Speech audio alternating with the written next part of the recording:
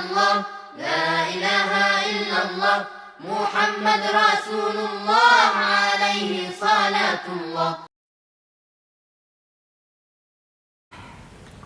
الله أكبر الله أكبر لا إله إلا الله والله أكبر الله أكبر ولله الحمد. آمين. یہ تکبیر پڑھیں. الله أكبر الله أكبر لا إله إلا الله والله أكبر الله أكبر ولله الحمد. الله أكبر الله أكبر لا إله إلا الله والله أكبر الله أكبر ولله الحمد. أعوذ بالله من الشيطان الرجيم. بسم الله الرحمن الرحيم. وقال إني ذاهب إلى ربي سيهدين.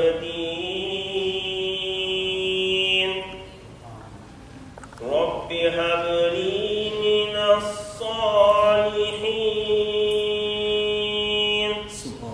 فبشرناه بغلام حليم. فلما بلغ معه السعي قال يا بني إني أرى في المنام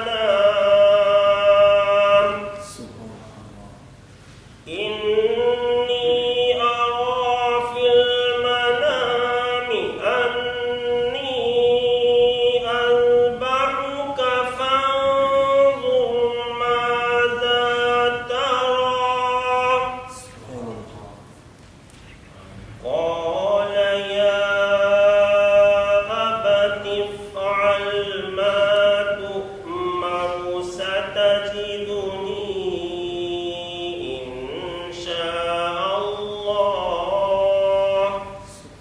إن شاء الله من الصابرين.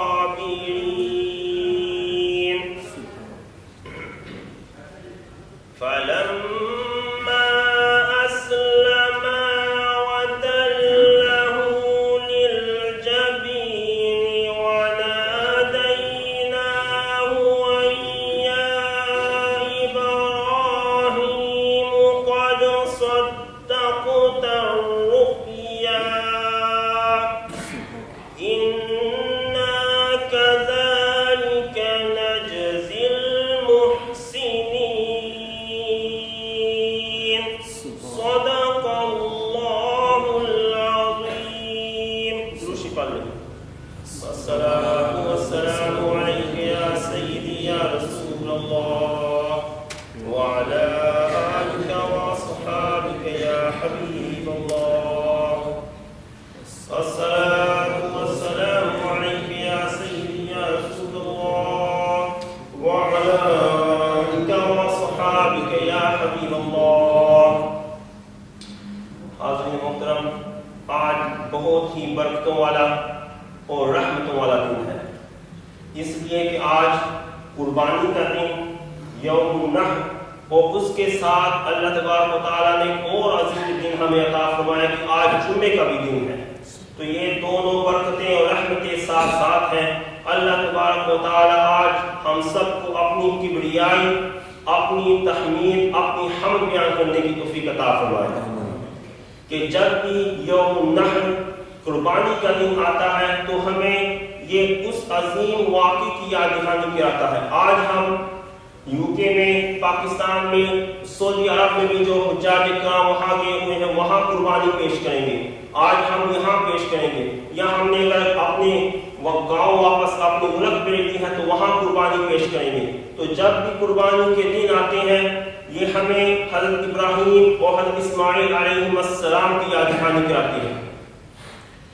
Today is a day to sacrifice, a day to offer sacrifice, and the sacrifice began because of one of the action that Hazrat Ibrahim and Ismail alayhi salam performed. So today when we are offering the sacrifice, it's basically following the sunnah of those two great prophets, peace be upon them. So inshallah afterwards I will also describe the background and why sacrifice is important in Islam. تو حضرت ابراہیم علیہ السلام کا جو حضرت ابراہیم علیہ السلام اللہ تبارک و تعالیٰ کی عظیم پیغمبر ہیں، اللہ تبارک و تعالیٰ نے ان کو اپنا خلیل کہا کہ حضرت ابراہیم میرے خلیل ہیں۔ خلیل کا معنی ہے دوست، کہ اللہ تبارک و تعالیٰ نے اپنے پیغمبر حضرت ابراہیم علیہ السلام کو اتنا بلند مرتبہ عطا فرمایا کہ ان کو اپنا دوست بنا دیا۔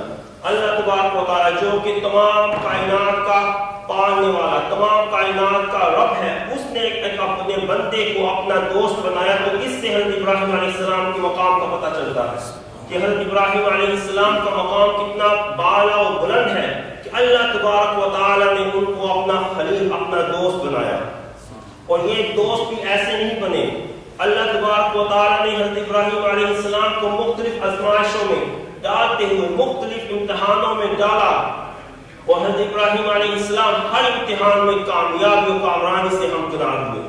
جب آپ ہر امتحان سے، ہر آزمائش سے، ہر ٹیسٹ سے کامیاب ہوئے، تب اللہ تبارک و تعالیٰ نے فرمایا اے ابراہیم میں نے تمہیں اپنا خلیل بنایا ہے۔ اور یہ جو قربانی ہے یہ بھی حضرت ابراہیم علیہ السلام کی ایک بہت بڑی آزمائش تھی، آپ کے لیے ایک بہت بڑا امتحان تھا، مگر آپ نے اس امتحان میں بھی کامیابی حاصل کی۔ قرآن پاک میں اللہ تبارک و تعالیٰ فرماتا ہے کہ حضرت ابراہیم علیہ السلام جب آپ بڑھاپے کو پہنچے تب تک آپ کو اللہ تبارک و تعالیٰ نے ایک نعمت سے محروم رکھا ہوا تھا۔ جب آدمی بڑھاپے تک پہنچ جائے اس سے پہلے بھی ہر ایک والدین کی، ہر شوہر کی، ہر آدمی کی یہ خواہش ہوتی ہے کہ اللہ تعالیٰ ان کو اولاد کی نعمت سے مالا مال فرمائے۔ ہر والدین کی یہی خواہش ہوتی ہے کہ اللہ تعالیٰ ان کو اولاد عطا فرمائے۔ لیکن حضرت ابراہیم علیہ السلام جب آپ بڑھاپے کو پہنچے تب تک اللہ تبارک و تعالیٰ نے ابھی تک ان کو اولاد کی نعمت سے محروم رکھا ہوا تھا، لیکن اس کے باوجود حضرت ابراہیم علیہ السلام نے کبھی بھی اللہ تبارک و تعالیٰ نے اپنے لیے دعا نہیں فرمائی، اپنی چاہت کے لیے، اپنی تمناؤں کے لیے اللہ تبارک و تعالیٰ سے یہ دعا نہ فرمائی اللہ مجھے اولاد کی نعمت عطا فرما، کیونکہ نبی ہوتا ہی وہ ہے جو اللہ تبارک و تعالیٰ کی رضا پر خوش اور راضی ہوتا ہے۔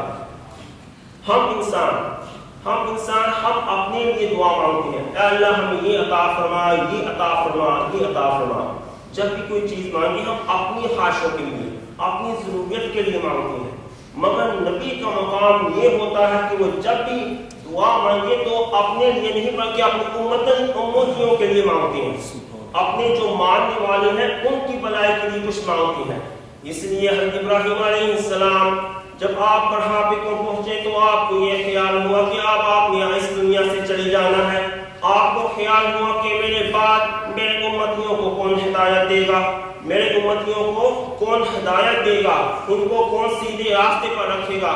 اسی خیال سے اللہ تبارک و تعالیٰ نے فرمایا، حضرت ابراہیم علیہ السلام کی اس دعا کو قرآن پاک میں نوٹ فرمایا۔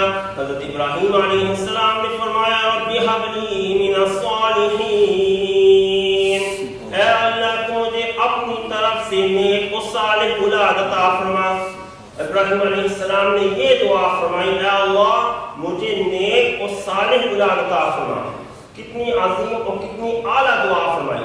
صرف یہ دعا نہیں فرمائی اے اللہ مجھے اولاد عطا فرما، جیسے کہ ہم دعا کرتے ہیں، ہم اپنے لیے دعا کرتے ہیں کہ تاکہ خاندان میں ہماری عزت ہو، خاندان میں جب ہمارے بال بچے ہوں گے تو ہم خاندان میں ہماری عزت ہوگی، بڑی عمر میں جا کر وہ ہمارا خیال رکھ سکیں گے، ہم اس نظریے کے طور پر دعائیں مانگتے ہیں۔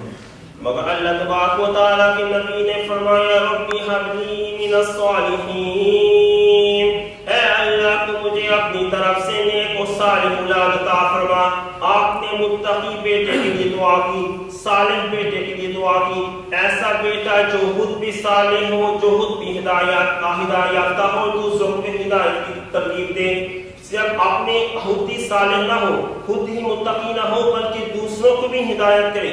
ہر نبی کی یہی خواہش ہوتی ہے کہ جیسے اللہ تبارک و تعالیٰ نے ان کو نبوت کی نعمت سے مالا مال فرمایا ہے، اس لیے ان کی اولاد کو بھی نبوت کی نعمت سے مالا مال فرمایا جائے۔ اس لیے فرمایا رب هب لی من الصالحین۔ کتنی اچھی دعا ہے کہ اللہ تبارک و تعالیٰ ہم کو نیک و صالح اولاد عطا فرما۔ اللہ تبارک و تعالیٰ نے بھی آپ کی اس دعا کو اتنا مقبول فرمایا اللہ تبارک و تعالی نے حضرت ابراہیم علیہ السلام کو خوشخبری دی، فرمایا فبشرناہ بغلام حلیم، اے ابراہیم ہم تمہیں بردبار بیٹے کی بشارت دیتے ہیں، ہم تمہیں بردبار حلیم بیٹے کی بشارت دیتے ہیں۔ حضرت ابراہیم علیہ السلام نے کیا دعا مانگی تھی؟ اے اللہ مجھے صالح بیٹا عطا فرما، اور حضرت ابراہیم کو یہ خوشخبری مل رہی ہے، اے ابراہیم ہم تمہیں حلیم بردبار بیٹے کی بشارت دیتے ہیں۔ بردبار ہم کسے کہتے ہیں؟ ہم اگر کہیں کہ وہ آدمی بڑا حلیم ہے تو اس کا کیا معنی ہوتا ہے؟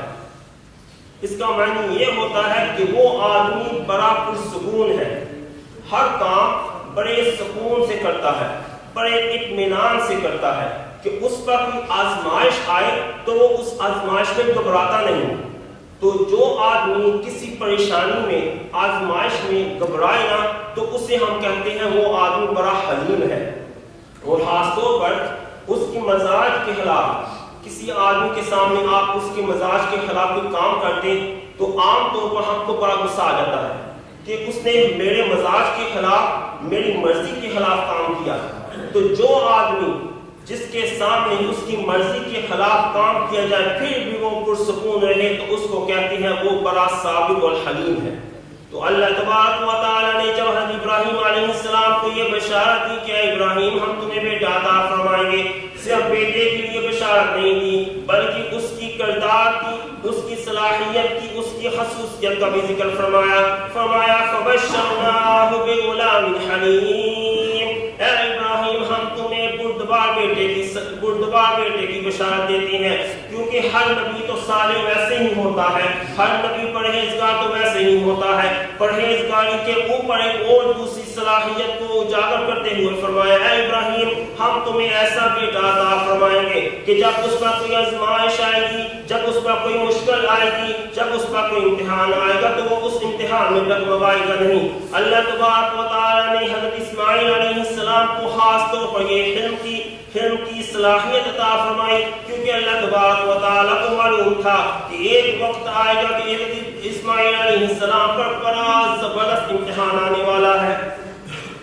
حضرت اسماعیل علیہ السلام پر بڑا زبردست بہت مشکل امتحان آنے والا ہے، اور اس امتحان میں وہی آدمی کامیاب ہو سکتا ہے کہ جو صابر ہو، جو حلیم ہو، جو بردبار ہو۔ اس لیے اللہ تبارک و تعالیٰ نے حضرت اسماعیل علیہ السلام کے اندر یہ خصوصیت رکھی، اور یہ جو حلیم ہونے کی خصوصیت ہے، حلیم ہونے کی جو خصوصیت ہے یہ اتنی اہم ہے کہ اللہ تبارک و تعالیٰ نے اپنے تمام عظیم پیغمبروں کو یہ حلیم ہونے کی خصوصیت دی۔ اس لیے ابراہیم علیہ السلام کے بارے میں یہی فرمایا ان ابراہیم لحلیم اوّاہ منیب، کہ حضرت ابراہیم علیہ السلام بھی بڑے حلیم تھے۔ آپ بھی حضرت ابراہیم علیہ السلام آپ بھی مختلف آزمائشوں میں اترتے ہوئے ہر آزمائش میں کامیاب ہوئے۔ اس لیے اللہ تبارک و تعالی نے فرمایا ان ابراہیم لحلیم اوّاہ منیب، اے ابراہیم علیہ السلام آپ بھی بڑے حلیم تھے، اور آپ بھی اللہ تبارک و تعالی کی طرف رجوع کرنے والے ہیں۔ اور خاص طور پر ہمارے نبی حضور نبی کریم صلی اللہ علیہ وسلم رحمت للعالمین، اشرف الکائنات، اشرف الخلائق، ان کے بارے میں بھی صحابہ کرام یہ فرماتے ہیں۔ صحابہ کرام آپ حضور نبی کریم صلی اللہ علیہ وسلم کے بارے میں یہ فرماتی ہیں کان رسول اللہ صلی اللہ علیہ وسلم احلم الناس، کہ حضور نبی کریم صلی اللہ علیہ وسلم تمام انسانوں میں سب سے زیادہ حلیم تھے، تمام انسانوں میں۔ صحابہ کرام نے یہ نہیں فرمایا کہ صحابہ کرام میں سے یا عرب والوں میں سے یا قریش والوں میں سے سب سے زیادہ حلیم تھے، بلکہ فرمایا تمام انسانوں سے زیادہ آپ حلیم، بردبار اور صابر تھے۔ تو اللہ تبارک و تعالیٰ نے جب حضرت ابراہیم علیہ السلام کو یہ بشارت دی کہ اے ابراہیم ہم تمہیں بیٹا عطا فرمائیں گے، تو جب بیٹا بڑا ہو گیا، ہر ماں باپ کی یہ خواہش ہوتی ہے کہ وہ اپنے بچے کے ساتھ زیادہ سے زیادہ وقت گزار سکے، زیادہ سے زیادہ ان کے ساتھ وقت گزار سکے. لیکن حضرت اسماعیل علیہ السلام جب بڑی عمر کو پہنچے، جب وہ تقریباً 13 سال کی عمر کو پہنچے، تو حضرت ابراہیم علیہ السلام کو اللہ تبارک و تعالی نے ایک نیا حکم دیا، ایک نیا آرڈر عطا کیا. فرمایا فلما بلغ معه السعي قال يا بني إني أرى في المنام أني أذبحك فانظر ماذا ترى. آپ یہ سوچیں، اس بات کو غور میں رکھیں کہ جب حضرت اسماعیل علیہ السلام، حضرت ابراہیم علیہ السلام کے بیٹے حضرت اسماعیل علیہ السلام جب وہ بڑی عمر کے ہوئے، اس عمر کو کہ جب وہ حضرت ابراہیم علیہ السلام کا ہاتھ بڑھا سکیں، کہ جب وہ حضرت ابراہیم علیہ السلام کا ان کی مدد کر سکیں، ان کا ہاتھ ہٹا سکیں، تو اللہ تبارک و تعالی نے حضرت ابراہیم علیہ السلام کو ایک بڑا ہی انوکھا حکم دیا. آپ کو خواب میں یہ دکھایا. حضرت ابراہیم علیہ السلام نے خواب میں دیکھا کہ وہ اپنے بیٹے کو ذبح کر رہے ہیں، اپنے بیٹے کو قربان کر رہے ہیں. آپ ذرا یہ سوچئے کہ جب ہم میں سے کوئی ایسی خواب دیکھے گا تو ہمارا دل کا حال کیا ہوگا.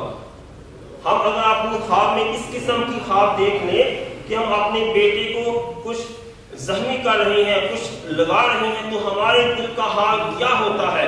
لیکن یہاں پیغمبر نبی حضرت ابراہیم علیہ السلام نے جب یہ دیکھا کہ وہ اپنے بیٹے کو ذبح اور ان کو قربان کر رہے ہیں، پھر بھی انہوں نے بے صبری کا مظاہرہ نہ کیا، انہوں نے کسی قسم کا بے صبری کا مظاہرہ نہ کیا، اللہ تبارک و تعالی سے کسی قسم کی شکایت نہ کی.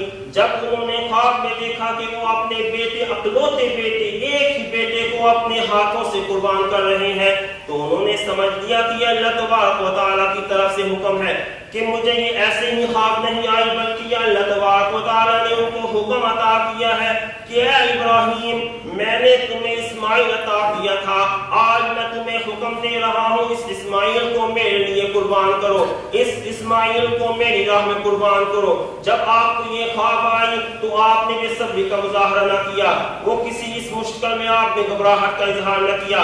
آپ کو معلوم تھا کہ نبی ہونے کے ناطے آپ کو جو بھی خواب آ رہے ہیں وہ بھی اللہ تعالیٰ کی طرف سے حکم ہے، کیونکہ آج نبی چاہے جاگ رہا ہو چاہے سو رہا ہو وہ نبی ہوتا ہے. نبی چاہے وہ سو رہا ہو، اس کی آنکھیں بند ہو یا کھلی ہو، وہ اللہ تبارک و تعالیٰ کا نبی ہوتا ہے. اللہ تبارک و تعالیٰ ان کو جاگتے ہوئے کوئی حکم دے، سوتے ہوئے کوئی حکم دے، ہر نبی کا یہ کام ہے کہ وہ اللہ تبارک و تعالیٰ کے حکموں کی تکمیل کرے. اللہ تبارک و تعالیٰ نے ان کو جو حکم عطا کیے ہیں ان کو کر گزرے. اس لیے جب حضرت ابراہیم علیہ السلام کو یہ خواب میں دکھایا گیا کہ آپ اپنے بیٹے کو قربان کر رہے ہیں، تو انہوں نے کسی قسم کی چونچ نہ کی، کسی قسم کی حجت نہ مانگی. اللہ تبارک و تعالیٰ سے یہ نہ پوچھا اللہ واقعی تو یہ چاہتا ہے میں اپنے اکلوتے بیٹے کو قربان کر دوں. اور خاص طور پر یہ سوچیے کہ اللہ تبارک و تعالیٰ نے حضرت ابراہیم علیہ السلام کو حکم دیا، انسانی جان لینے کا حکم دیا. یہ کتنا انوکھا اور کتنا بڑا حکم تھا، مگر اس کے باوجود حضرت ابراہیم علیہ السلام نے اس حکم پر بھی پوری طرح عمل کرنے کے لیے تیار ہو گئے، کیونکہ وہ نبی تھے. اور نبی کا یہ کام ہوتا ہے کہ جب اللہ تبارک و تعالیٰ سے کوئی حکم آ جائے تو اس کو پورا کر دیں، اور جب وہ اس عمل کو کریں تو جو امتی ہوتے ہیں، جو ان کو دیکھنے والے ہوتے ہیں، وہ اپنے نبی کو دیکھیں اور اس سنت پر اپنے اوپر لاگو کرتے ہیں. اسی طرح جب ان پر بھی کوئی حکم آئے تو وہ بھی اس حکم پر عمل کریں. تو حضرت ابراہیم علیہ السلام نے جب یہ دیکھا کہ وہ اپنے بیٹے کو ذبح کر رہے ہیں، اپنے بیٹے کو قربان کر رہے ہیں، تو انہوں نے کیا کیا؟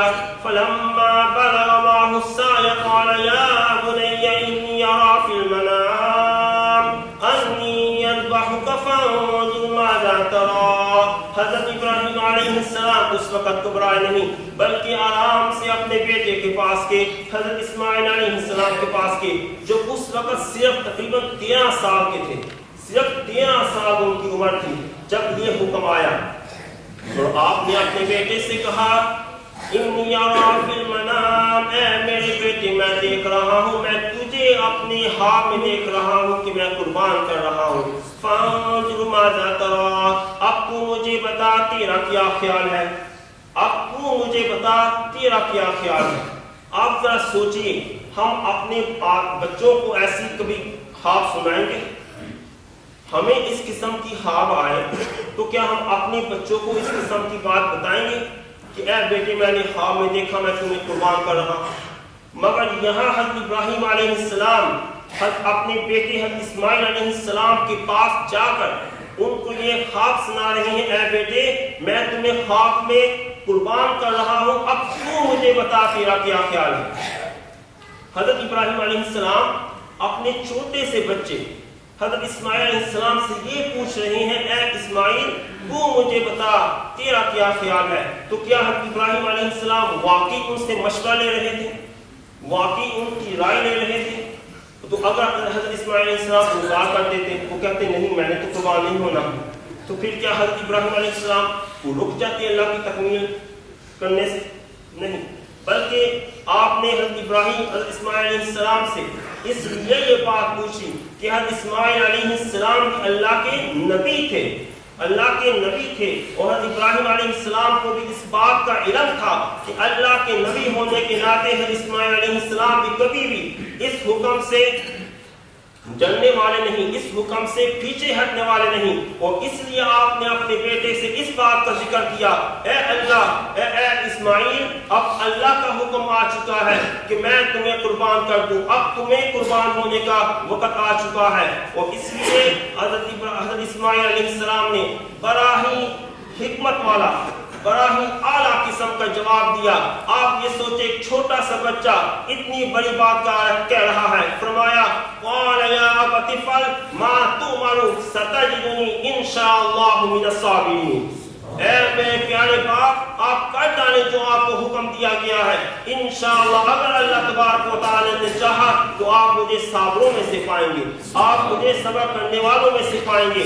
اس آزمائش میں حضرت اسماعیل علیہ السلام نے گزرنا تھا. اس آزمائش میں گزرنے کے لیے بڑا دل چاہیے, بڑا حکمت چاہیے, اللہ تبارک و تعالی پر پورا ایمان چاہیے. اللہ تبارک و تعالی نے حضرت اسماعیل علیہ السلام کو بردباری عطا فرمائی, آپ کو حلیم بنایا, کیونکہ معلوم تھا کہ جب یہ آزمائش آئے گی, کہ جب ان کو پتا چلے گا کہ اب اللہ تبارک و تعالی حضرت اسماعیل علیہ السلام سے ان کی جان مانگ رہا ہے, تب آدمی کو ڈرنا نہیں چاہیے. حضرت اسماعیل علیہ السلام اس وقت گھبرائے نہیں, اس وقت کسی قسم کا اضطراب کا مظاہرہ نہیں کیا.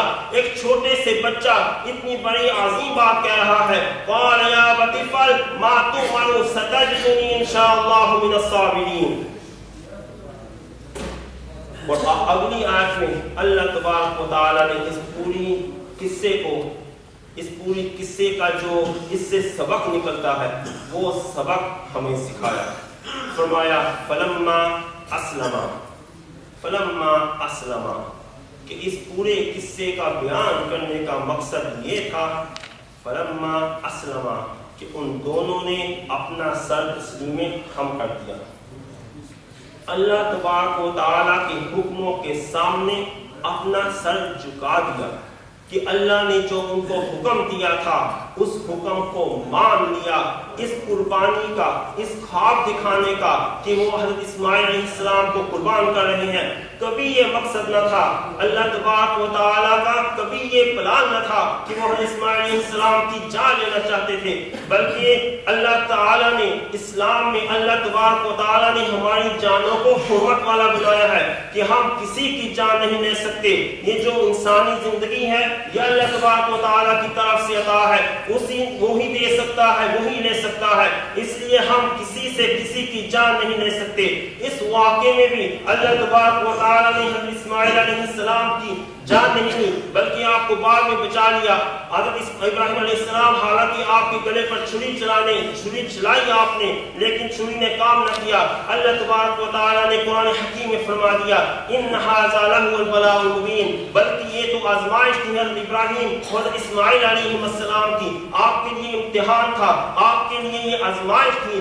آپ اس آزمائش میں پورا اترے. اس آزمائش میں پورا اترنا یہ مقصود था, हज़रत इस्माइल अलैहिस्सलाम की जान लेना मकसूद न थी।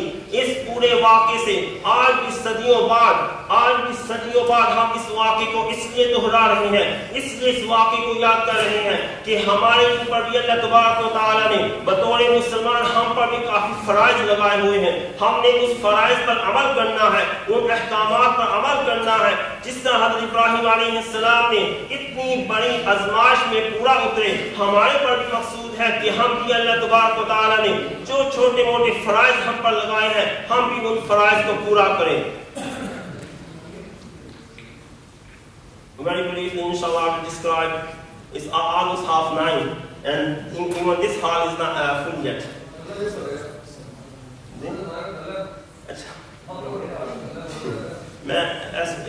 I wasn't speaking in English first because I thought people are still coming and it will take a long time even after 9:30. But inshallah, we will soon start. As you can imagine, we will be running over time. We have to be considerate, we have to look for our brothers as well. If they are coming, if they are on the road, then we need to wait for them as well. Today is a day of sacrifice.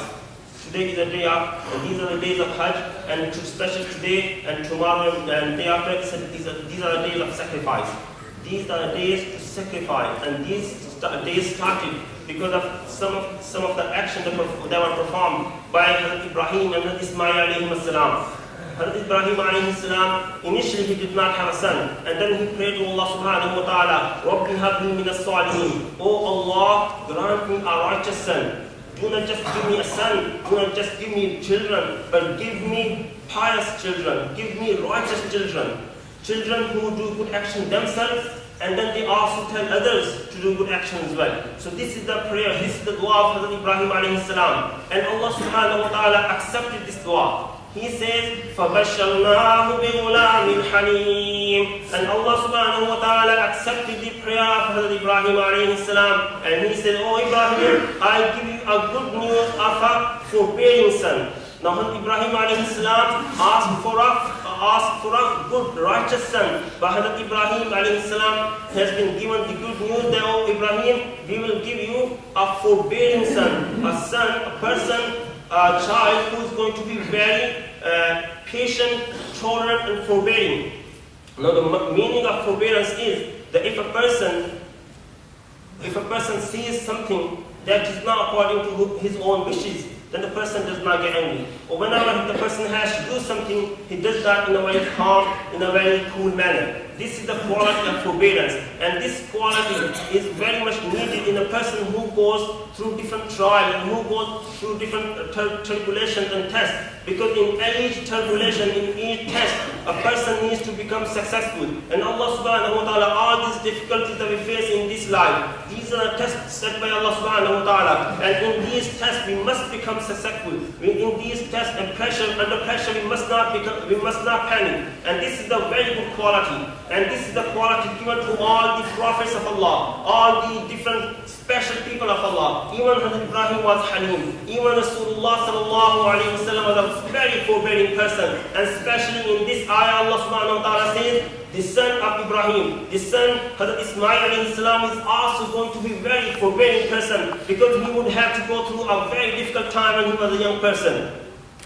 Now just imagine yourself. Just imagine a person who does not, a couple who does not have children. Now then they are given children. And then only after some time, Hazrat Ibrahim alayhi salam has been given a new order by Allah subhanahu wa ta'ala. It's a very difficult task to perform. It's a very difficult order of Allah subhanahu wa ta'ala. Holy Quran says, فَلَمَّا بَلَغَ مَعَهُ السَّعْيَ قَالَ يَا بُنَيَّ إِنِّي أَرَىٰ فِي الْمَنَامِ. Holy Quran says that when his Hazrat Ismail alayhi salam grew up, when he grew up and became about the age of 13, when he was able to help his father, Hazrat Ibrahim alayhi salam saw that he was sacrificing Hazrat Ismail. This is what he saw in his dream. He saw that Hazrat Ismail alayhi salam is being sacrificed by his father, Prophet Ibrahim alayhi salam. Now just imagine how terrible Hazrat Ibrahim would have been feeling at that time. Just imagine Hazrat Ibrahim alayhi salam seeing this dream. And as a prophet he knows that whatever he sees in his dream or whatever he hears, while he's awake. These are the commandments of Allah subhanahu wa ta'ala. Whatever Allah subhanahu wa ta'ala tells him, whether it's in a dream or whether while he's awake, these are the orders of Allah subhanahu wa ta'ala. And as being a prophet of Allah, he must comply them. He has to comply them. He has to fulfill them, no matter how difficult they are, no matter how strange they are. This order of Allah to sacrifice his son was the most strangest and most difficult order of Allah subhanahu wa ta'ala given to Ibrahim alayhi salam. Yet we see when he knows about this dream, when he knows about this order, he does not waver. He does not complain to Allah subhanahu wa ta'ala. He does not start complaining to Allah subhanahu wa ta'ala. He does not start asking questions to Allah subhanahu wa ta'ala. When he realized that this is an order of Allah subhanahu wa ta'ala to sacrifice his son, what does Ibrahim alayhi salam do? He just becomes ready to fulfill the order. He does not ask any type of question to Allah subhanahu wa ta'ala.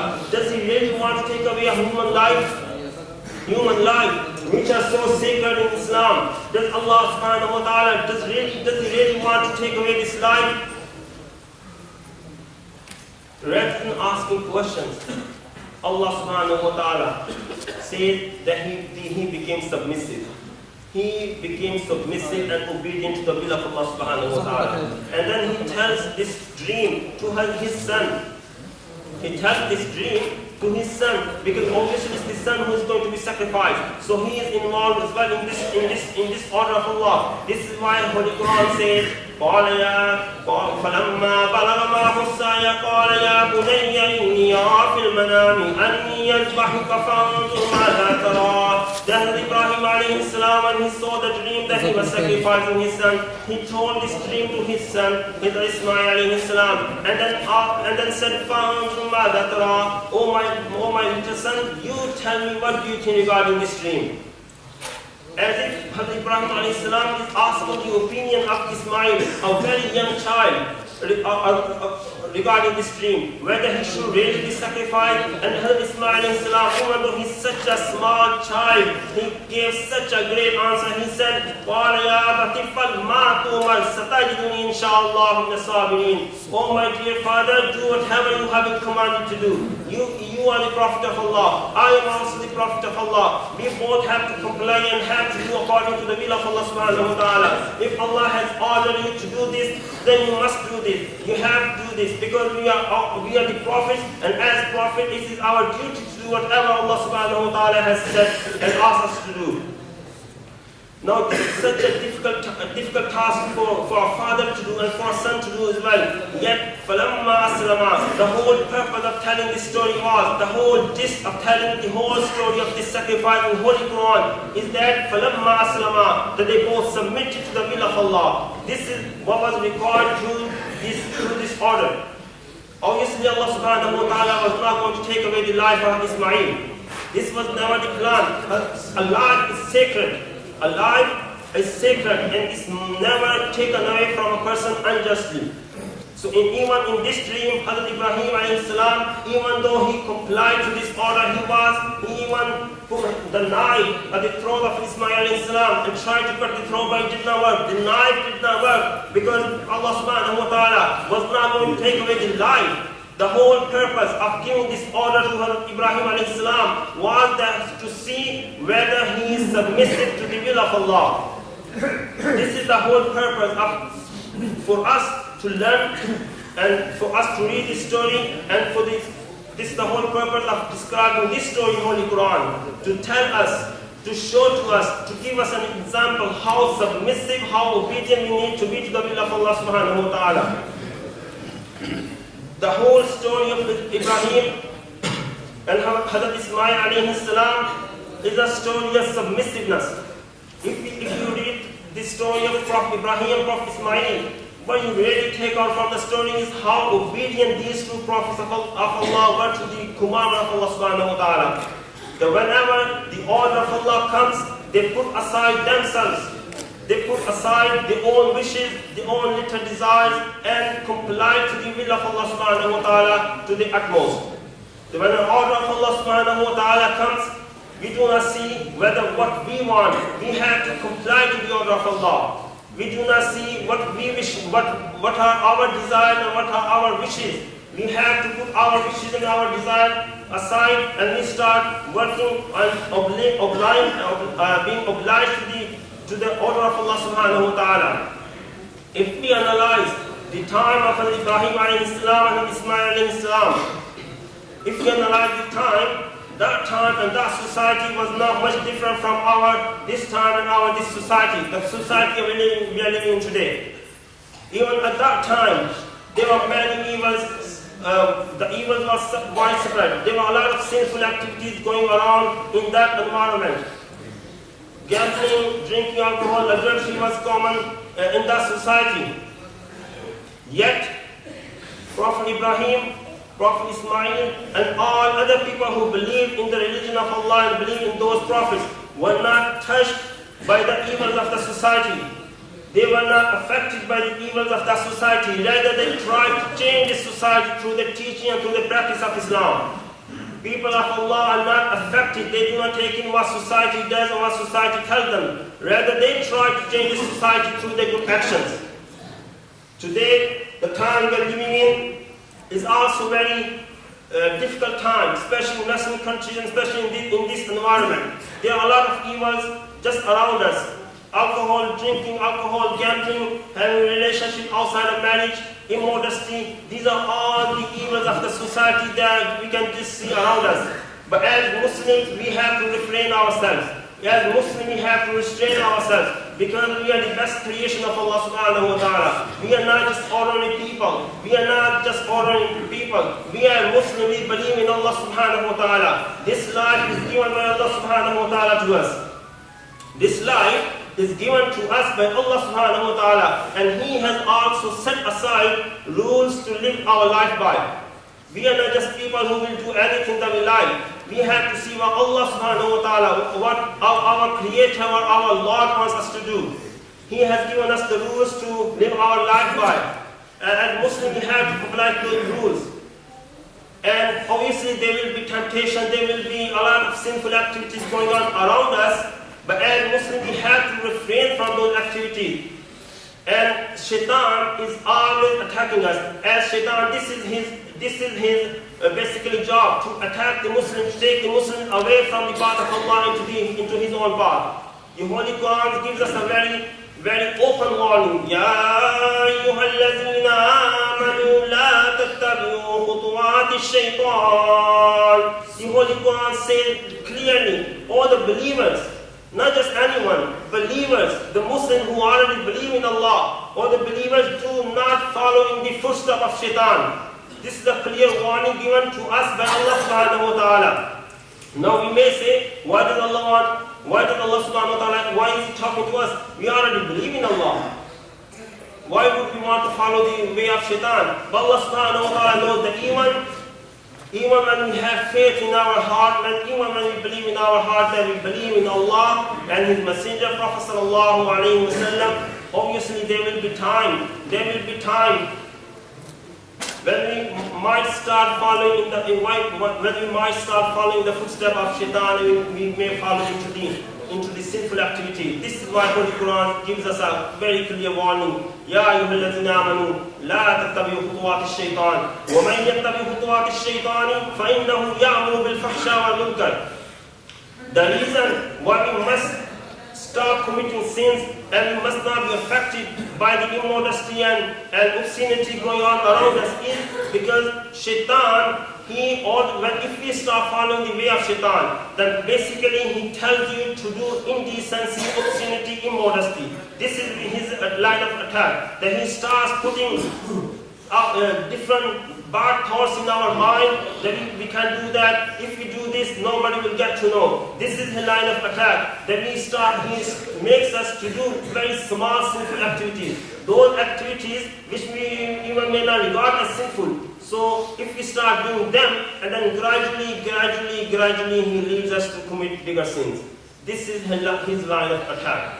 And as Muslims, we have to know him. We have to know that Shaitan is always trying to attack us, trying to lead us away from the path of Islam. This is why in the Holy Quran says, وَمَنْ يَتَّبِعْ خُطُوَاتِ الشَّيْطَانِ فَإِنَّهُ يَعْمُرُ بِالْفَحْشَاءِ وَالْمُنكَرِ. That if you start following in the way of Shaitan, then he leads you into immodesty, indecency, and then the danger is that he will lead you into disbelief.